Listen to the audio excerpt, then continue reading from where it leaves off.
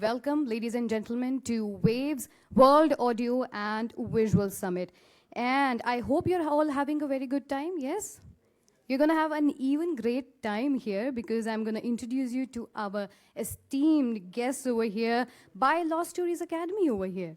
First, please join your hands and let me welcome Amey Jichkar to the stage, please. Please keep on clapping for them. Sanket Nirbhavne, please. And V. Abhishek to the stage. Everybody, come on, let's encourage them. So, over to you three gentlemen over here. Basically, all of us, we teach music. We help with other people, young producers, musicians, come from all different kinds of backgrounds, different ages, everyone has their own thing. And we help them shape their tracks, help them shape their ideas into like finished songs. So I've got like a small presentation here. I'm going to discuss, how people are inspired to create music. Because earlier, the production process wasn't very easy. You had to go to the studios, you had to work with a lot of different artists, manage the whole production, create different budgets, book studios. And it used to take a lot of time. But past decade or so, we've moved on to, working more with software instruments, VST plugins. And these days they sound quite realistic, right? The idea here is I want to explain the concept of fusion music and how it has been prevalent in India for a real long time. These days, it's just that instead of just sticking to like Western and Indian influence, we are also combining a more electronic approach to the sound. So this way I can create music while I'm at home, right? If I can sing, I know how to record myself, at least like a scratch idea, at least something, if not like a studio quality thing, I can still produce music. I am still able to collaborate with people, right? So I just wanted to, show that to you guys. We have like a small presentation here. There's also a track, and I'll break down the track. I'll show you what all different elements we've got in the track. And then we'll, open it up for Q&A so you guys can ask me any question that you have. All right? So let's start the producer's playbook. That's the name of our workshop. It's like a quick guide to help young people, whoever is interested. Does not matter if you're a musician or wherever you come from. If you want to get into music, then, you can start here. So fusion music, Western music and Indian music, that's what we are going to generally discuss. Differences in Indian music, for the longest period of time, it's very focused towards the lead instrument, right? The concept of polyphony came a lot later to us, right? The concept of adding more harmonizations, that came later to us than the Western culture, right? But in most pop music, in most Bollywood commercial music also, we use similar chord progressions that work in pop music, that work in Western music also. In India, we try to focus more on the vocal, the lead instrument. So you'll notice the Bollywood songs, most of the time, the motive comes from the vocals itself, right? And then you try to build music around it. You will have spaces where you give time, like interlude sections, music sections, where you only give time for the lead to shine, right? So we try to combine these sort of elements. And the electronic part in this is the sound that we are going to use is going to be sort of like a EDM kind of a sound. So specifically, the project I've got today is more of a future-based style project. And the sound that you'll notice, definitely it has all the elements, right? It has the drums, it's got the bass, it's got the vocals, flute. But the sound is not the same as your Indian genres, right? The sound is going to be something kind of Western only. So the idea here is we'll see how to blend different genres. We will learn how to blend different elements from different genres. We will look at a couple of workflow tips. If you have any questions, you can ask me also later on. And we'll also see how we can register your music, monetize it, because that's like the most important thing, right? What's the point? I can just make music and anybody else would steal it. It's not good, right? So we'll try to see how we can register our music correctly, where you can go do that. Fusion example would be like, combining a guitar or a piano sound with something more like an Indian instrument, something like a bansuri, right? Because even if you compare the flutes, like the Western flute is very different sounding than an Indian flute, right? So if you're mixing them together, you have to really, you need to know what scale it sounds best in. You need to know what the timbre is, what frequency range it fits well. So knowing a little bit of that kind of knowledge, a little bit of technical knowledge really helps you compose better music. Some people think it's all about just mixing, mastering, but the main thing, if you really want to create a good track, you have to start at the basics. If your music sounds good without production, if you have a melody, if you have written a song, just singing it, just play it with like one instrument, maybe a guitar or a piano or something. If it sounds good, it's a good song, right? Then if it sounds bad after production, then you probably know where you went wrong. So that's the main philosophy. Always start with like a main hook, a main idea. It might be coming from one instrument, it could be like, multiple things. Some people like using samples. Some people, a lot of these like young rappers these days or songwriters. Not everyone understands what music production is, but you still want to write music, you still want to create music, you want to collaborate, you want to pitch your ideas to somebody, right? So what do? You go to BeatStars or similar websites, you search for a song, you try to download it, a beat basically, and then you rap over that beat or you sing on top of that beat. So it's like one of the ways how music producers have also created a market for themselves, right? I don't have to approach different people and pitch them my music. I could just go to like one marketplace. I can upload all of my catalog there, and I can ask people whoever is interested, go through the catalog. If you like the music, you can, pay for it and use it for your own music. Here again, another benefit of doing this is ki, with a fusion sound, I'm able to cater to a wider audience. I mean, I might like house music, but I don't like Indian music, or I might actually like Indian music, but not house music. So here, if I try to combine the two of them, I can get like, it's good for both people, right? Both people can find similar things that they love, and they might, find a connection with you as an artist. So we'll talk about a few softwares. Mainly, the one that I'm using here, the one that we use at the academy also, we use Ableton Live. And the reason why we do that is because our workflow, the kind of music that we make, it's All right. very well. All the tools. How many Ableton users over here? Please raise your hands. Oh, that's a lot. Logic Pro. Very come hai. All right. So the reason why we mainly use Ableton is because it integrates really well with the kind of music that we're making. We don't really need to use third-party softwares as much. The software in itself is capable to do everything that you can think of, right? Most DAWs these days are. So honestly, it does not matter which one you use. It's more about personal preference. And sometimes, if you're a creator, if I'm making a YouTube channel, if I like posting tutorial videos, then I have to use the DAW that my audience likes. For example, if I know that my audience is using FL Studio, then I'll want to create tutorials on FL Studio, right? That's about it. The whole, war about which DAW is better, I don't think it's, valid these days. There's everything you can do in all the DAWs, but still Reaper is the best. Anyway, keep So hardware, you don't necessarily need any hardware first of all, but it's like an experience sort of a thing, right? If you're the kind of person who wants that physical sort of haptic feedback when you're touching knobs, you like making music that way, then hardware is for you. But you don't really need it necessarily these days. It's like, how people used to write notation down to compose music. Similarly, we have something called as MIDI.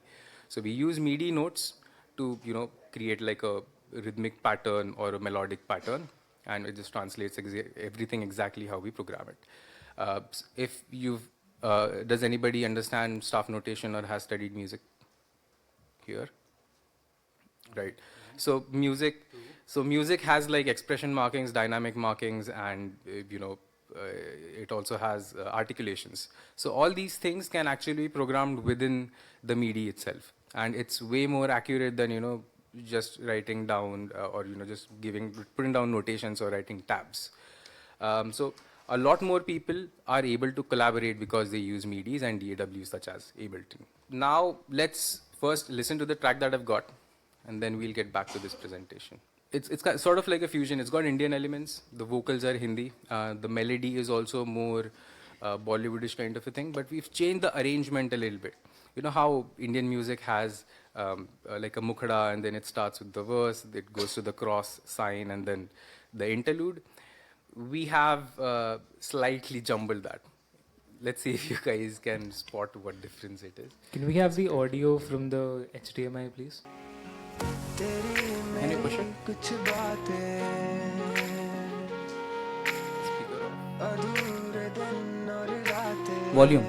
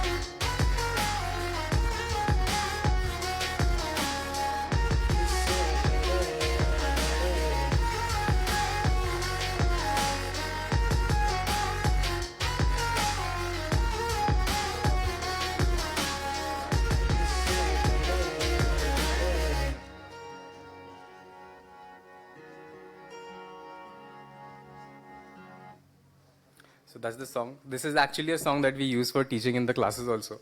And there's like 20, 30 different versions of this song made so far, all different. Every batch has their own inputs, their own ideas, so it turns out completely different.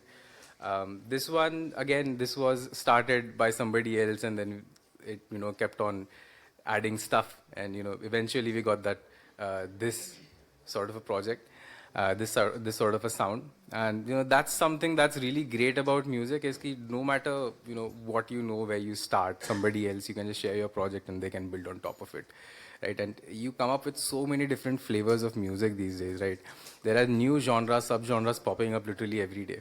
And it's only possible because the sound design is just so much better. It's just so much like flexible here. Like if I had to use hardware synths, I would have to connect everything, patch everything every day, remember it, click pictures, make sure like I remember what settings I had done.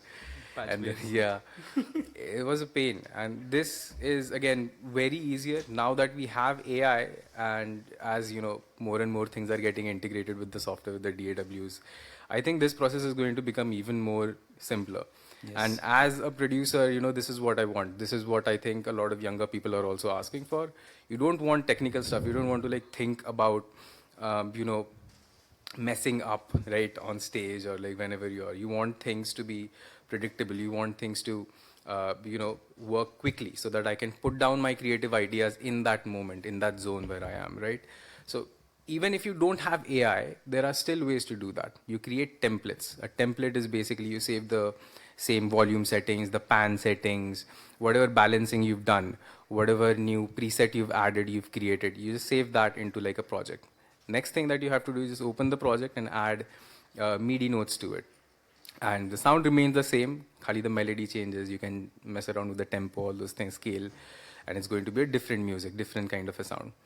So we want to, spread more awareness about this. We want more and more people to start getting into this thing. Even if you're just a songwriter, just download like a free DAW. Even if you don't have a computer, you can actually do that using your phone these days. There's BandLab.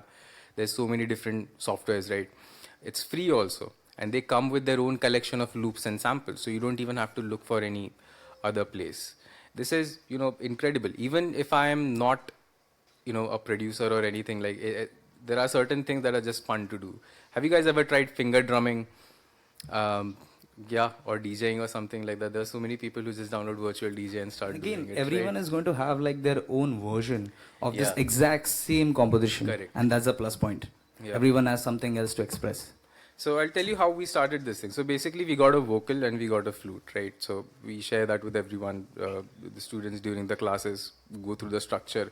And then everyone pitches in their own ideas. Okay, this is what we can do at this spot. This is what we can do at this spot. And then we come up with like the entire arrangement and the entire song. So here right now what I'm doing here is I've just bounced the entire project. This is how it looks like one stereo track. And rest of the things I have turned off because, when you switch computers, some computers don't have those plugins, which is why I've bounced it. I've got the project here though. So we can do like a small breakdown first. Let's talk about elements. The elements that we've used here, this one in particular, it has like a very electronic sound, right? Most of the song is like around 70-80% of the song is very electronic sounding. Does anyone have any questions about what an electronic sound is? I mean, you guys know what it is, right? So electronic sound, we call it that way because it doesn't sound, technically it's not going to sound very realistic like a drum. What's the difference here? Why does a drum, an analog acoustic drum, sound like a drum? Why does it sound different? This is definitely more hyper realistic. Okay, so these genres, the intention behind making this kind of music is not because I want to, sit back, chill, relax, this kind of music. It's dance music, right? So it has to have energy, it has to be exciting, which means it needs to be full in lower frequencies, right? The kick, the bass, that's what gives you that punch, right? It moves you. You feel the sub bass in your chest. That's when you really, start enjoying the music. And then you have the excitement that comes from the higher frequencies of the spectrum, right? So hi-hats, your synths, your aggressive saturation, when we use that, it gives you a really exciting sort of a sound. So in Indian music, most of the times we are focused on the mid-range, not the low range or the top end. The mid-range is considered to be the most important range, right? That's where your vocal frequencies are. That's where most of your lead instruments are going to be, right? But in Western music, or not just Western music, even in pop music, you will find that vocals generally get more precedence over other elements of the track, right? It just sounds as if it's on top and all the musicians are in the back. Here, the sound is supposed to be again in your face, right? It has to be like upfront. Even if I'm listening on headphones, I should still feel the bass, right? I still need to feel that drop hitting me hard, right? Or the chorus. So we try to process it a little bit unrealistic, right? We don't want to keep that dynamic range in these songs. For this song, the kind of feeling that we are going for is going to be very processed feeling. This is why we say that, it's electronic music, because it doesn't sound realistic. It's hyper realistic. It's like, even more exaggerated form of music. So, And one more thing is why we chose a genre like this is because here it's very evident to demonstrate the fact that, as Sir said, the vocals occupy the mid range in the song, whereas the other parts of the song, which occupy the lower range and the higher ranges, which is not in the range of the vocals, they take up your attention in a different way than the vocal does. So so when we took a track like this, which has a fusion of all these elements together, you get a very delightful flavor of a hyper realistic sounding song, which also has a very human element to it, which is the singer's voice vocals and the Yeah. flute. And the and the as flute. well. Yeah, exactly. Basically, different genres, like say if it's like a metal genre, right? In thrash metal, if you compare that, it has like, it's a very aggressive sounding, really exciting sounding tone, right? Which means it has distortion, it has very higher frequency elements are really prominent in those songs. Whereas when you listen to something like Skrillex, it's more bass heavy, right? So there's like a push-pull that you'll hear. So similarly, in this genre, we have more of a flatter sound. I have not kept the vocals very much up front. I haven't pushed the instruments too much in the back also. There's like a flatter sort of a sound when it comes to this genre. So I'll tell you what that is. Now here, when we start a song again, you have to think about how the composition is, where the melody comes from, where the vocals are, right? You still have to think about how the lyrical content is, and you have to justify that. Here, we started mainly with the flute idea. So this was the original idea, and then we wrote the composition around it. Ashwin, the singer who wrote and sung this. So this was the idea. So it was like this is the phrase, right? It's called a phrase, like this thing, and then the phrase keeps on repeating throughout the song. That becomes like a motif for us, right? Now we try to write words around it, you come up with a melody, and then you set it into a structure. Like, this is how I'm going to introduce my song. So we tried to introduce the song with the main idea, which was the flute. That's how it starts, and then we jump directly into the vocals. In a lot of music, in a lot of different genres, if it's like a ballad style, or if it's, if it wants to be like, have that cinematic sort of a vibe, you'll notice they have like really long intros. But in this kind of music, people don't generally listen to intros that much. So most often you will find really short 4-bar or 8-bar intros only. And then it directly jumps to the point, it starts with vocals. That's how a lot of people focus also these days. So, it's good for retention. Throughout the song, you will notice there are changes. The flow in a song has to be really important. There's going to be one part of your song which is extremely loud, extremely dynamic, right? Extremely aggressive. So the remaining part has to be a little bit softer so that we can emphasize these dynamics. So around this marker you see here, drop, this is going to be the loudest portion. So we'll slightly play it from thoda sa pehle. Right, so it has a build. I'll play this part from here. Notice how it's softer, then the drums come in and it starts building up. It's again sounds like a higher frequency thing, so it adds more excitement to the track.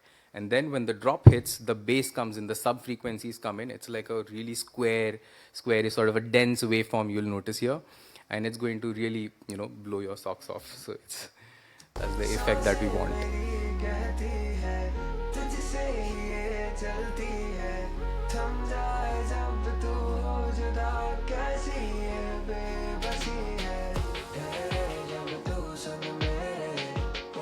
This is the build up. You start adding these elements one by one, syncopated beats, higher frequencies, and then this is where the whole thing comes in. And you can look at this waveform, it looks really thick and dense compared to like these places where the waveform is kind of light and small. Let's go back to the presentation. So this any questions till now? All right. So if you want these tips, I think we're a little less on time. So if you want to discuss more about these things, like what are the mixing techniques I used here, you can just connect with me later on. I'll be outside. But mainly the kind of thing that you want to master here is separation. So whenever you're deciding what kind of, if I want a really dense sound, it's very important for me to focus on those elements, right? If dense means what? A thicker waveform means what? It means you have stronger lower and sub frequencies, right? Otherwise it just starts sounding like it's clipping and it's really harsh. So we try to achieve that sound by EQing, by good amount of compression and limiting. And these three topics, if you just research about it, if you're struggling with your music not sounding that great, then you just need to master your EQ, compression and limiting. That's it. These are the three things that you need. Again, the main part here is ear training. Once you know what you want to do, like EQ, everyone has an access to an EQ, but what needs to be done when you hear a particular sound, right? So ear training is like very important here in terms of mixing. Now, the next thing is, once you have exported all of this thing, once the production is done, so once you have mixed it, you have this loud, in-your-face kind of a sound. You know the people are going to really like it, enjoy it in clubs. You can't just, keep on playing it in clubs, right? At some point, you want to distribute it to the world. You want other people to know. It's been really simple for the last few years because, we have distributors. Has anyone used DistroKid or TuneCore before? Distributed music, yeah. So these distributors help you release your music out on like all different stores, all the DSPs basically. So DSPs are Spotify, Apple Music, Sawan, Tidal. And the important thing here is I always prefer somebody who has like good customer support. Because it's a problem dealing with, distribution sometime, releasing music, making sure that you have the right clearance of your licenses, bahut problem hota hai. So, choose the right distributor, choose the people who have a good reputation and they have good customer service. That's like the most important thing I would tell you.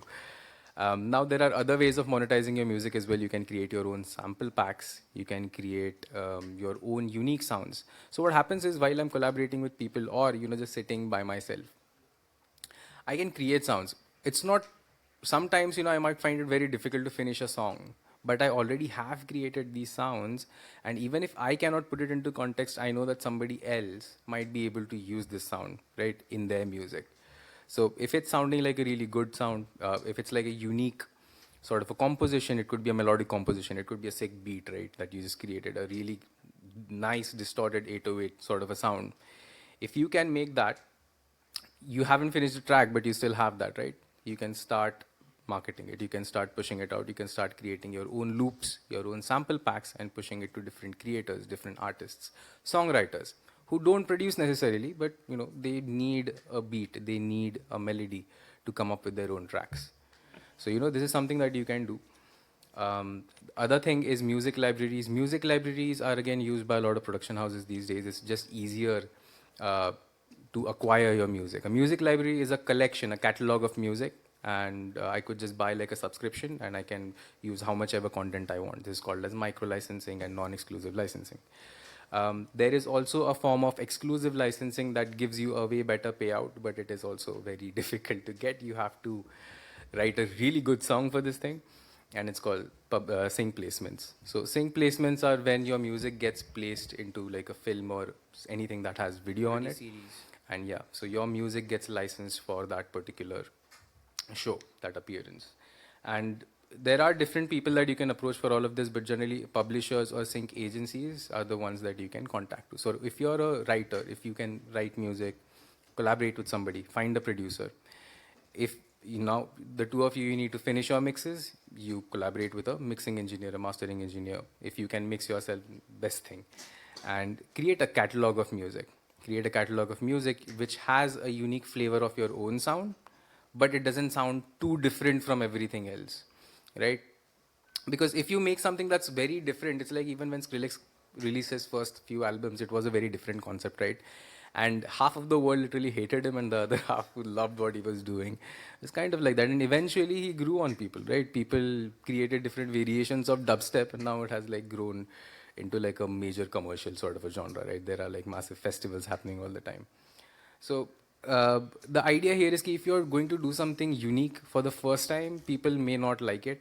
But if you keep on doing it repeatedly, if you keep on, catering to like your niche audience, you will get there. But it's just that you have to keep on uh, releasing music regularly. You have to be out there, right? And even when you talk about the algorithm, the best way, organic way to, get better streams, get better retention is by posting regularly, by posting, unique content, something where you're also showing your own brand, something where you can personally connect with your audience and not just, just put music out there on social media. Like it's done, like listen to it. Waisa nahi karna hai. Try to create a story behind your music. If you want people to have an emotional connection, they will only connect with you if they can, understand the things that you've been through, right? If you can share that through your music, if it's clear, if the message is, understandable, then you will find those audience, that fan following a lot faster. And the story sells. Yeah. Story behind every tag. So you need to like share that with your audiences so that they can connect with you on a very personal level, and that's a plus. I'll tell you the easiest way of making sure that nobody is going to copy your music ever, right? In India, you don't necessarily have to register copyright because it's like, by the law. As soon as I've created something, I own the copyright for that thing, right? But in other countries, it's not there. You have to register that this is my patent, this is like the thing that I have originally composed. Only then it is safe, right? So how the simplest step is, if you've made music, release it through distributors, you get an ISRC code, and then you can register using that code with IPRS or similar PRO, MRO, that sort of organizations. And that's like the fastest or most convenient way for most people to make sure it's not going to get copied. Okay, there's one question. So basically, I have been producing music since last 5-6 years. And the problem with producing music in India is that if I really want my music to work, the kind of genres, the availability of genres that I have is a little different from what I relate with. So I relate with more harder genres of EDM, that is like hardcore, hardstyle, or like things like that. And the problem with me is when I'm creating a song or a track, the thought comes in that even if I do release it, what are the chances that it will work? Because obviously we know hardstyle in India is like not inexistent. It doesn't exist. Yeah. So that is the kind of thing I have a problem with, and I agree with the fact that I need to just push it and be out there, but it's just not there. And I mean, there's the concept of clickbaiting, right? It's basically you have a weird thumbnail, you click on it, and then it's a complete different thing. People do the same thing with music. So if I like making hard music, I know that people are not going to enjoy it. I'll keep a softer intro. I'll keep the first verse, the pre-chorus a little bit simpler. And then as soon as I reach the drop, I'll just blow it about it. That's what you can do. Yeah. But it's like a, they might absolutely hate it and never listen to your music ever again. Or they might actually love it. You never know. But it's something that it's a risk that you will have to take, right? Because if you like that music, if you're really passionate about it, you have to release it at some point, right? understood. See, one thing that you can do currently, like the topic is fusion, right? So if you basically take one of the genres or one of the song that is currently working really well in the industry, and then you basically like create a remix out of it, So remixes, covers, these are the best thing that you can do to basically get more audiences. Because making a new song and people like finding you, it's like a very difficult part, right? So remixes as well as covers, these two are like very like, because you're gonna make like your own version of it, and to be honest, like for every type of music there are audiences. You just need to find them. All right. So yeah, I Thanks, hope that answers your question. Yeah. Well, that's all the time we have. I hope we did have more time, but still, thank you so much, guys, for sharing those musical ideas in the quickest way possible, I should add. Well, people, once again, give it up for them. Abhishek, Ame, and Sanket. Thank you so much, guys.